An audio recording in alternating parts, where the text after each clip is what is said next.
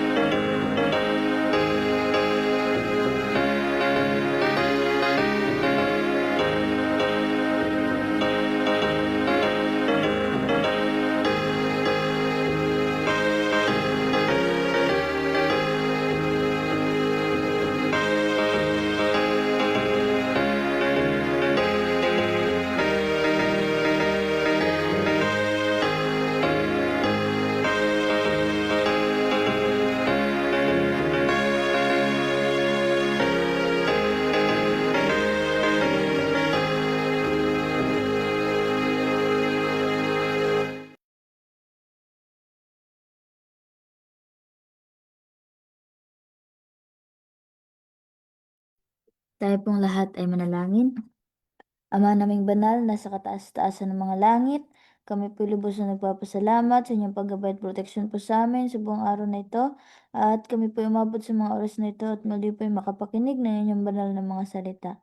Sa pagsisimula po ng aming pag-aaral sa gabing ito, Ama, naway ikaw po ang magkaloob sa amin ng karunungan at katalinuhan upang ang mga mensahe naming maririnig ay amin pong maunawaan at tumimo ng malalim sa aming puso at isipan, maging gabay namin sa pang-araw-araw habang kami po nabubuhay dito sa sanlibutan.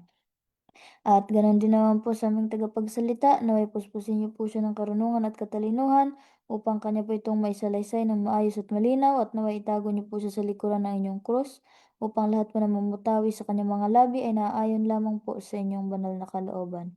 At naway tulungan niyo rin po ang bawat isa po sa amin na ang mga liwanag na inyo pong ipinagkaloob ay ito po huhubog sa aming kanya-kanyang mga buhay upang kami po ay maging good example dito sa sanlibutan at maipakita po namin kung paano po lumakad si Kristo nung siya po ay nabubuhay pa dito. At maraming salamat po sa mga biyayang iyong pinagkaloob sa amin. Patawad po kung saan po kami sumpungan ng pagkukulang at pagkakasala. Ito po aming hiling at dalangin sa pangalan ng aming Panginoong Hesus. Amen.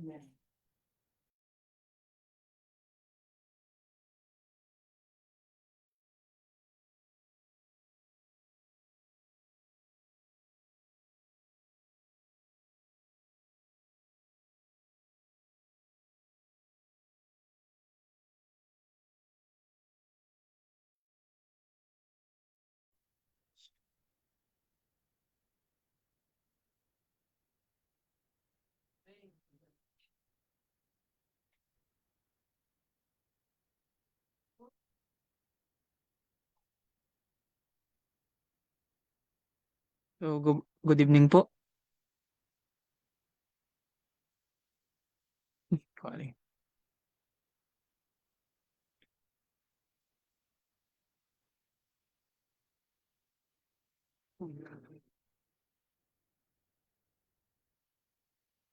So, ayan. Good evening po sa ating lahat. And thank you po sa prayer. So, ang lesson natin ngayon sa God's Amazing Grace, ang title ay Where We Find Deliverance from Sin, March 16. Ang sabi dito, who had delivered us from the power of darkness and had translated us into the kingdom of His dear Son, in whom we have redemption through His blood, even the forgiveness of sins. And 14. Next, the Prince of Heaven has placed man in an exalted position. His life has been valued at the cost of Calvary's cross. So from the depths of sin's degradation, we may be exalted to become heirs with Christ, the sons of God and kings and priests to the Most High. So, ang sin talaga yung nagde-destroy sa ating dignity. But the salvation of God is yun yung nagra-rise sa atin. So, radiance from the throne of God shines into the hearts of those who love Him. So, kung ang isang tao ay natututunan niyang malin at i-accept si God, ah, binibigay ng Panginoon ang kanyang light dun sa puso ng isang tao. So, ito na yung light na represent ang truth at yung transformation, which is itong tao na nag-accept sa kanya ay ah, sinisimulan na niyang i-reflect ang karakter ng Panginoon. The word that was spoken to Jesus at Jordan embraces humanity. God spoke to Jesus as our representative. With all our sins and weaknesses, we are not cast aside as worthless. The glory that rested upon Christ is a pledge of the love. It's a pledge of the love of God for us. At sabi na sa natin kanina, uh, which is na ang Prince of Heaven, which is Christ, tayo po ay riniremind ng Panginoon na ang buhay ng isang tao ay precious sa Kanya. Na ang value natin ay nakikita sa sacrifice ni Christ dun sa cross. So, kung maalala po natin, yung thief at the cross, despite po uh, despite po na ang naririnig ni Jesus dun sa cross sa mga tao, which is ang pag-reject nila sa Kanya, despite sa mga naririnig niya na words dun sa mga nagpe-persecute sa Kanya, biglang nagsalita yung isang thief sa cross at dun ay tinawag niya si Christ na Lord. So dun ay naging worth it yung pagkamatay ni Christ sa cross dahil may isang nag-acknowledge sa kanya as the Son of God. So naging worth it yung sacrifice ng Panginoon at according sa writing ni Mrs. White na ang isang soul na na-save that time ay nag-rejoice na daw ang mga angels sa langit. So ganun po ang kaalagaan ng isang soul or buhay sa Panginoon. Tas isa din pala yung ganun yung centurion. Pero hindi na na-witness ni Jesus kasi patay na siya dun that time. Pero pinapakita sa kwento na kahit konti lang ang konti lang yung na-save sa time na yon ay naging worth it yung sacrifice ng Panginoon. So kung minsan, kung nalolomoral tayo sa ating buhay dahil sa epekto ng pagtatransgress natin sa Panginoon, minsan, pag ako, sinasabi ko din sa sarili ko na ah, napakawalang kwenta kong tao, na wala akong silbi, but laging nai-remind sa atin kung gaano talaga tayo kaalaga sa Panginoon. And that's why sa mga tao na yung mga nagpapamatay, mga nagpapakamatay sila kasi na, napanghihinaan sila ng loob at hindi na nila alam yung meaning ng life.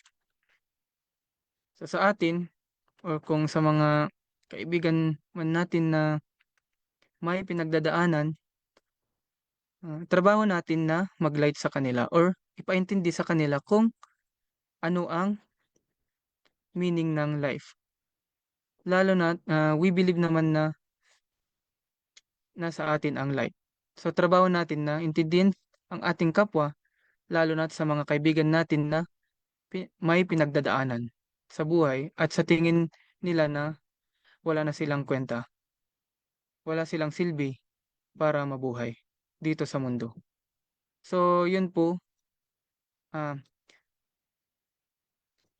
so yun po, ah, intindihin natin, ipaintindi natin sa kanila na that's why sinabi sa scripture na hindi na de-define ang pagkatao natin sa ating mga failures, kundi nade-define ang pagkatao natin sa price na binayaran ng Panginoon para sa atin. It tells us of the power of prayer, how the human voice may reach the ear of God, and our petition find acceptance in the courts of heaven. So ang prayer, ang connection between earth and heaven.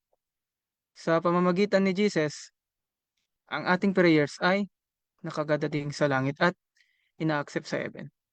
So ang prayer, ang isa sa mga ganun sa mga privilege na binibigay ng Panginoon sa mga believers.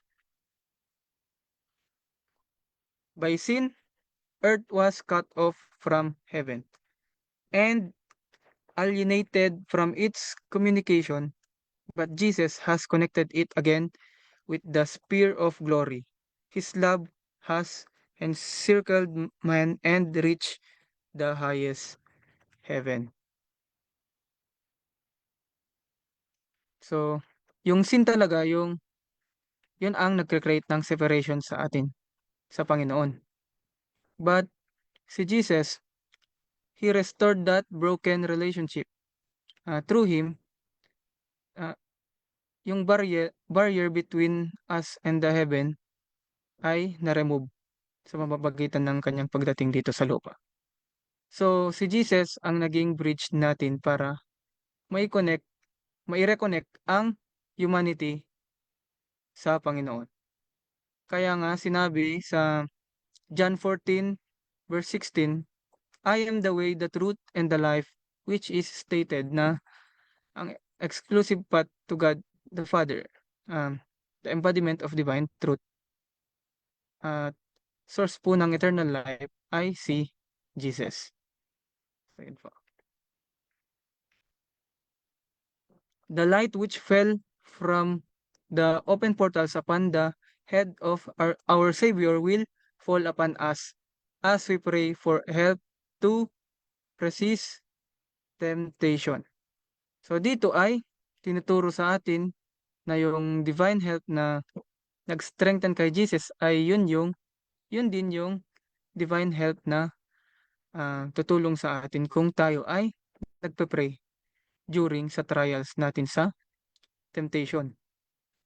So hindi naman nag-expect ang Panginoon na i-overcome natin ang sin sa sarili nating strength, kundi ah, binigyan niya ng power ang mga taong binibigyan niya ng power ang mga taong nag-aas sa kanya ng power para i-overcome ang temptation. Kung maalala natin nung time when Jesus was in the wilderness and he was tempted by Satan in many ways, kahit siya ay tinempt ni Satan. Ah, pero kahit siya ay tinempt ni Satan, Jesus resisted by trusting at God as he was uh, um, siya din po ay nagkukot ng scripture. So yun yung naging sword niya sa laban nila ni Satan sa wilderness. Sa always na sinasabi ni Jesus, it is written. It is written in the Bible. So ganun din naman nung ina-answer niya yung mga questions ng Pharisees. It is written. So ganun po kahit po sa atin ngayon. May nabasa pala ako kanina sa Facebook na hindi ko maalala yung exact words pero yung naalala ko is uh, why is it a shame to become an Adventist? So according po kasi sa ganun sa statistics daw, ah, madami ang Adventist na nahihiya silang ipakita na Adventist sila kasi madami ang questions ng ibang religion sa kanila at yun ay hindi nila masagot kasi siguro sa ganun sa kakulangan ng pag-aaral ng scriptures. Ganun. So, oo nga naman. Ah, pag meron yung mga tinatanong tas hindi natin masagot ng maigi, edi parang yung iniisip natin yung sarili natin, parang nakakaya yun sa atin, lalo na sa ganun sa church natin. So, basa ko kanina na parang reasons ng mga Adventist na madaming tao ang nahiya sila maging Adventist kasi ayaw nilang um, mapahiya lalo na't hindi sila ready sa mga questions. But the truth is, dapat pala ay sinasagot natin ang mga yun. Kung tayo talaga ay nag-aaral ng light, dapat ay always ready pala tayo na sumagot under the presence of God. Kung nagko-question man sila na parang nag-a-attack na din sila, ang turo sa atin ng Panginoon ay sasabihin natin sa kanila na it is written. It is written in the Bible. So katulad ni Jesus na siya ang naging daan sa Panginoon, kaya din natin na maging daan sa Panginoon sa ibang tao as long as we trust in God that um, that He will guide us like how He guided Jesus. And we should trust how Jesus trusted His Father. But anyway, ganun din naman po ako noon na parang iniiwasan ko talaga yung mga tanong kasi nagigilty din ako at hindi naman ako ganun kasipag na magbasa ng ah, scriptures. Ganun. Kaya I know na madaming tanong ang hindi ko masasagot. Pero ngayon naman, which is nag-improve naman ng konti na pag nagkakaroon ng discussion dito lalo na dito sa aming boarding, sa mga classmates ko, pag nagtatanong sila, yung mga light na nagre-retain sa akin ay yun ang naisasagot ko sa mga katanungan nila. So, I'm very lucky talaga na hindi pa ako pinabayaan ng Panginoon kahit mas pinagtuunan ko ng pansin yung time ko sa school at yung mga ibang bagay kaysa sa kanyang scripture. But hopefully, we will still spiritually grow time by time by time. The voice which spoke to Jesus says to every believing soul, This is my beloved child, in whom I am well pleased. Our Redeemer has opened the way so that the most sinful, the most needy, may find access to the Father. All may have a home in the mansions which Jesus has gone to prepare. Ang example po nito is, di ba yung ganun yung story ng prodigal son. Iniwan ng son ng kanyang father kasi gusto niyang makuha yung kanyang inheritance at freedom. At after he wasted his inheritance and live almost a sinful life. So lahat-lahat ng kabulastugan ay na-experience niya dun until na yun ang nag-result ng kanyang downfall. At hindi lang sa spiritual kundi pati din sa material. Nawala sa kanya yung ganun, yung lahat-lahat. Daming lamok. Pero nung bumalik siya sa kanyang ama, ang baon ng repentance, ah, ang kanyang ama ay na-overwhelmed sa saya at agad niyang winelcome ang kanyang anak at ah, pinakita nito ng pagmamahal at forgiveness, na parang pagmamahal at forgiveness ng Panginoon. So, na-illustrate dito na on how God receives the sinner na bumabalik sa Kanya. So, kanina din, yung example natin, yung sa thief sa cross, kahit na nabuhay siya, most of his life nabuhay siya na naging ganun, na maging sinful, sinabi niya pa rin sa Panginoon na, Lord, remember me when you come into your kingdom ba yun or paradise? Uh, Basta yun. Lord, remember me when you come into your kingdom. At sinabi naman ni Jesus sa kanya na, today, you will be with me in paradise. So, sa atin, no one is too sinful when it comes to uh, God. As long as na binubuhay pa tayo ng Panginoon, hindi pa huli ang lahat. Lahat tayo ay binibigyan ng grace ng Panginoon. Kahit hindi man tayo magkakasinggaling ng knowledge sa ganun, sa mga doctrines, sa mga scriptures.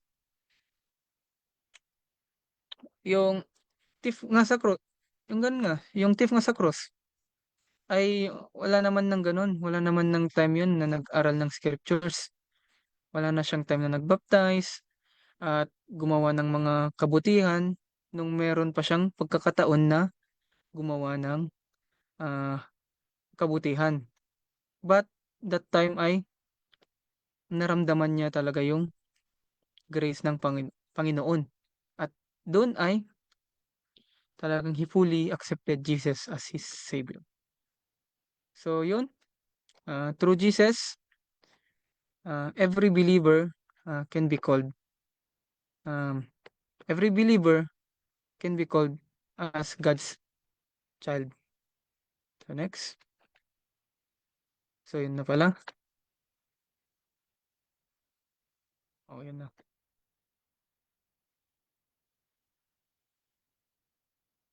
So, yun lang po mga kapatid. Maraming salamat po sa pakikinig at kinagagalak ko pong marinig ang inyong mga ganun, mga karagdagan. Para sa ganun is madagdagan din po yung matututunan ko sa lesson na ito. So, maraming salamat po.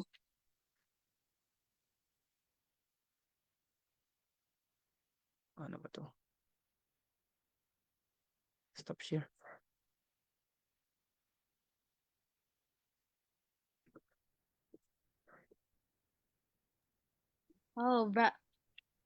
Thank you, Brother Renzel, sa pangunguna po sa gabing ito at sa pag-share ng salita ng Diyos. At Sa punto pong ito, tayo na po ay dadako sa ating insight kung sino man po ang may karagdagan sa gabing ito. So, andito po si Sister Daniela, Brother Osborne Dulawin, Sister Trisha De Jesus, and Kuya Ben Benigno, then Ate Jermaine, and sa Bicol po,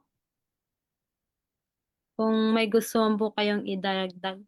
So, ipinakita nga po dun kanina yung kapag pala tayo ay lumapit sa ating Panginoon at kapag tayo po ay nag-repent, ay Kanya po talaga tayong papatawarin. So, ipinapakita po dito na ah, hindi talaga tayo pwedeng sa mga tao nga, hindi talaga tayo pwedeng sa kanila na masama ka or i-judge natin sila kung ano yung ginawa nila ngayon malay natin pagkadating pala ng panahon, siya pala talaga yung nag-repent at at naligtas. So, hindi tayo pwedeng, ikaw hindi ka talaga pwede sa ano ng langit kasi di ka nagasunod. So, hindi pala talaga yun pwede natin gawin kasi kapag pala tayo ay lumapit kay Kristo at tayo ay nagtaimtim na pagsunod sa Kanya ay doon hindi natin alam yung bawat isa.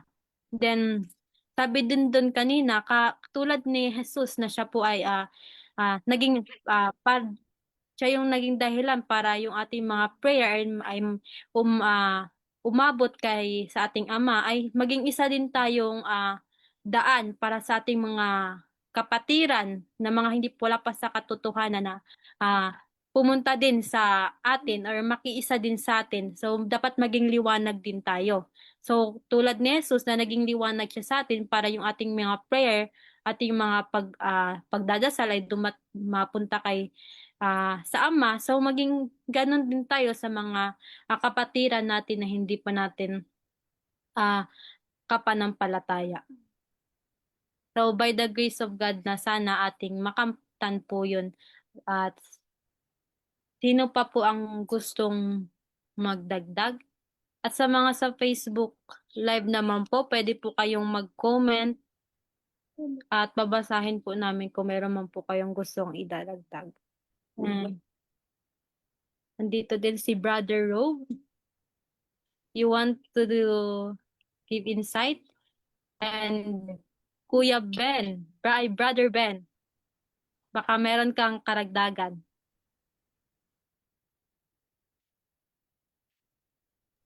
So, ini-invite ko po kayo na mag-share.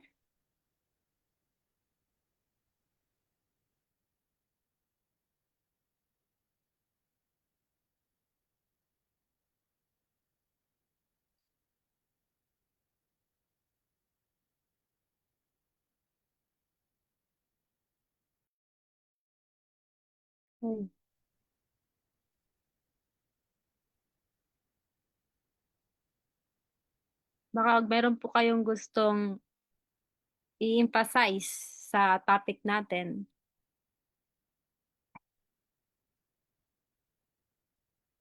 Sa Bicol po? Oh, it's okay, Brother O.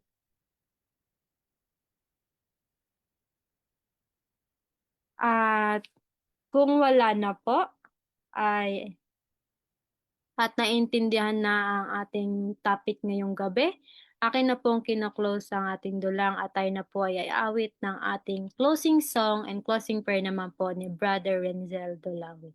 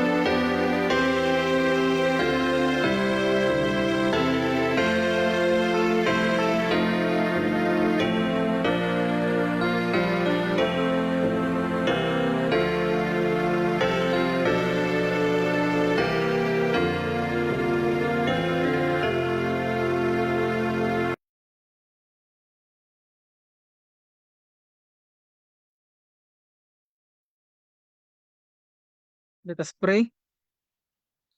Heavenly Father, thank you for your great love that deliver us from sin through Jesus Christ. Thank you that when we face temptation, you are here to give us strength when we pray. So help us to follow the example of Jesus and Joseph in choosing what is right. Thank you also for accepting us as your children, just as the Father welcomed the prodigal son. May we always return to you with a humble heart and trust in your mercy. Guide us, strengthen us, and keep us faithful until the day we live with you in heaven. So this will we ask through your Son Jesus Christ. Amen.